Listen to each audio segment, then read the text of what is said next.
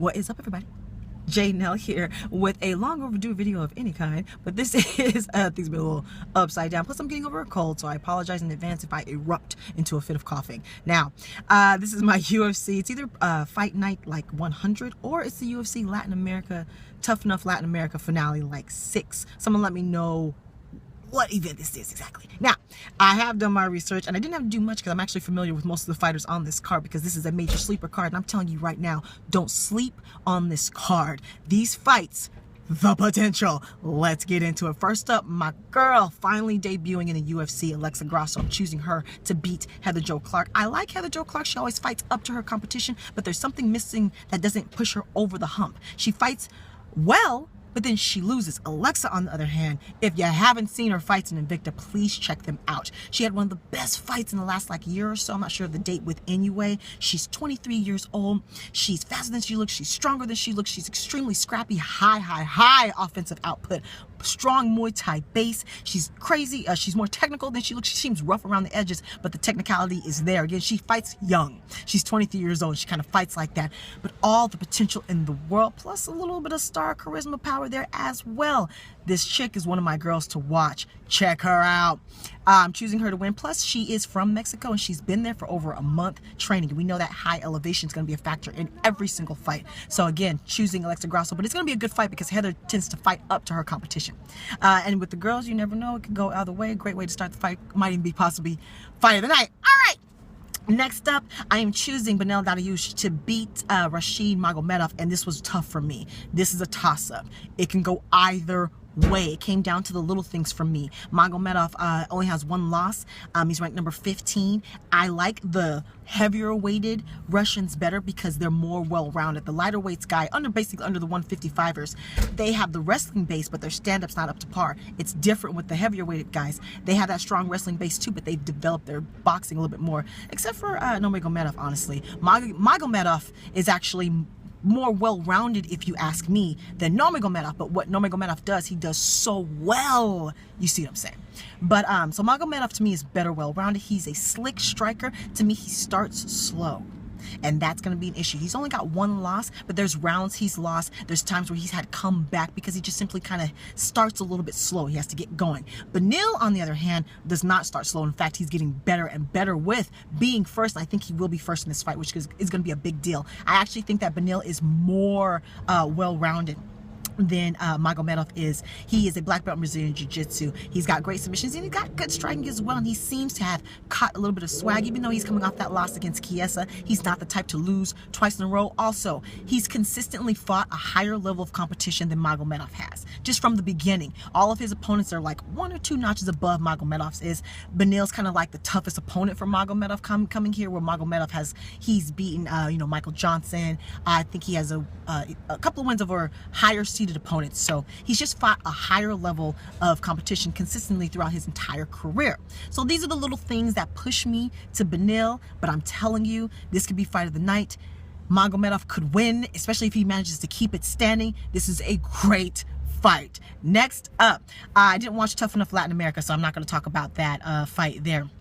Next up, I am choosing Ricardo Lamas to beat, I just blanked on, Charles Oliveira. Now, this was a toss-up as well, because with Ricardo, he is your meat and potatoes fighter. He does all the fundamentals right. He needs to find something unique. As Mighty Mouse says, all the champions he noticed were unique. So he worked on that, and being the fastest, most technically sound, pound for pound, #1 in the world is definitely unique. All right, so Ricardo needs to change something, work on something new, try to get some maybe new training partners, maybe take a long break. I don't know, but there's something about where he does everything good wrestler, good submissions, good striking, fast, strong, good cardio, all of that, but there's just, he's not unique. So work on being innovative, being creative. The game has changed, right? So Charles Oliveira is a little bit more unique. He takes some risks there. Black belt in Brazilian Jiu-Jitsu, tough as nails. I think everybody thought that Pettis would beat him a lot easier than he did. I think that Ricardo might want to try to be real aggressive out the gate and try to blitz him. The only thing about Oliveira is he's tough enough to where he can survive the blitz and then come back. So This, again, potential for fight of the night. Great fight, could go either way, but I am choosing Lamas. Next up, I believe, is the co-main event.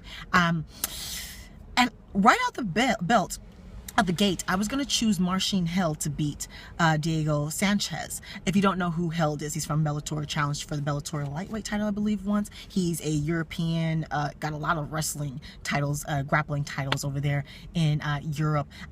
He's very technically sound in that way, tough chin, has a punching power, the whole nine. And because of his technicality, he has a cool head as well. So I was just going to go ahead and pick him because of that cool head. I think he's more technical than Sanchez. But with Sanchez, you know, if he gets you to fight out of your character, that's when he can take the fight from you. If he can get you to get into that brawl, if he can get you to get hyped up and excited in the fight. And so excuse me, I was gonna pick Held, and then I realized, well, wait a minute, they're in Mexico. If there's anywhere where Sanchez might be able to create that chaotic energy to get Held to fight outside of himself, it would probably be in Mexico. So, and it's Held's debut in the UFC. This would be the time to get him, even though he does have a real cool head. So I don't know. Back and forth on this one as well. Could be brawl of the night, fight of the night as well.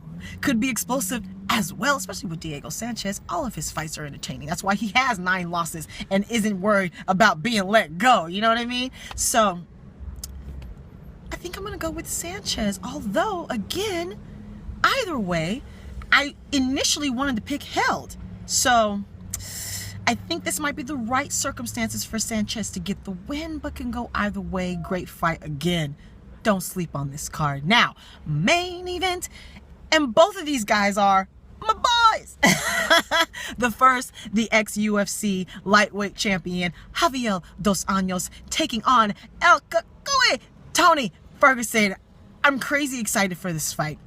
Both of these guys are my guys. You know that. You know I love me some El Cucuy.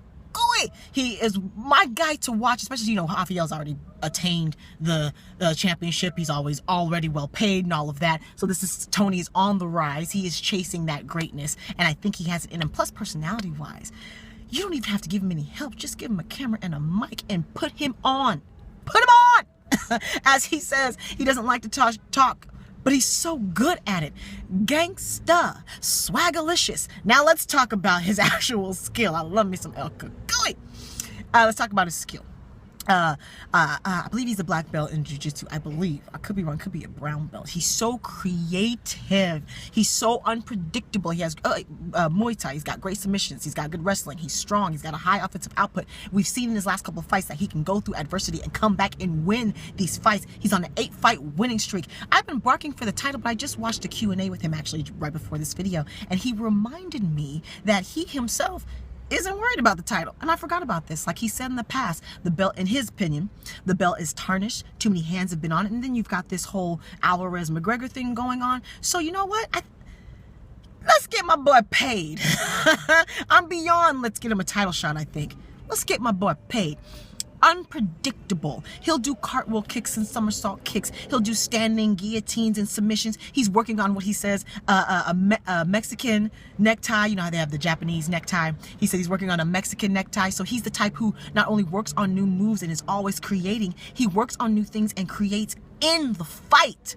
That's how unpredictable he is. Now, of course, he's coming off a tough fight against Lando Veneta, but let me just say, we just didn't know who Lando Veneta is. He happens to be one of those guys who is the guy we just didn't know it. He was coming from an organization where he was the champion, where he was undefeated. He's with Greg Jackson and has some of the most mesmerizing, unique movement I've ever seen. So yeah, Tony had a tough time with them. Last minute replacement who he hadn't even seen any film on, who just happens to be mesmerizing and completely unique in his own right. And he managed to beat him on the fly through adversity, had to go back to the fundamentals to beat him. Great win for Tony Ferguson. So, you know, it's been between him and Nurmagomedov to get this title shot. We ended up getting Conor McGregor slid in there. To me, I was going for Tony Ferguson because that Lando Veneta cat was a higher caliber of opponent than Nurmagomedov. So, in my opinion, Tony Ferguson should be fighting for the lightweight title. But again, let's get my boy paid. Now, Rafael Dos Anjos, ex-champion, does everything well. I believe he's a I know he's a black belt in Brazilian Jiu-Jitsu. He might even be like a 2nd to 3rd degree black belt in Brazilian Jiu-Jitsu. He just doesn't have to use it. Underrated wrestling, faster than he looks, much stronger than he looks, incredible punching power, stronger, hits harder than he looks, great cardio. The way he beat Anthony Pettis, he whooped him up from minute 1 to minute N. High offensive output throughout the entire fight. And the longer this goes, the more in favor of Rafael Dos Anjos. That is the one thing that I am sure of. The way you beat someone who's so solid like Rafael is you're going to have to get creative. You're going to have to think outside the box. You're going to have to take some risk. And Tony Ferguson is the guy to do that. So, this is a toss-up. Rafael's not the type to lose 2 in a row. That's the thing. But I don't want Tony's winning streak to end. There is some biasness here, although very little, because both of these, like I said in the beginning, are my guys. I hate that this fight's even happening because I feel like Tony should just be getting the title shot and then maybe Rafael should fight someone else. So, I'm picking Tony Ferguson.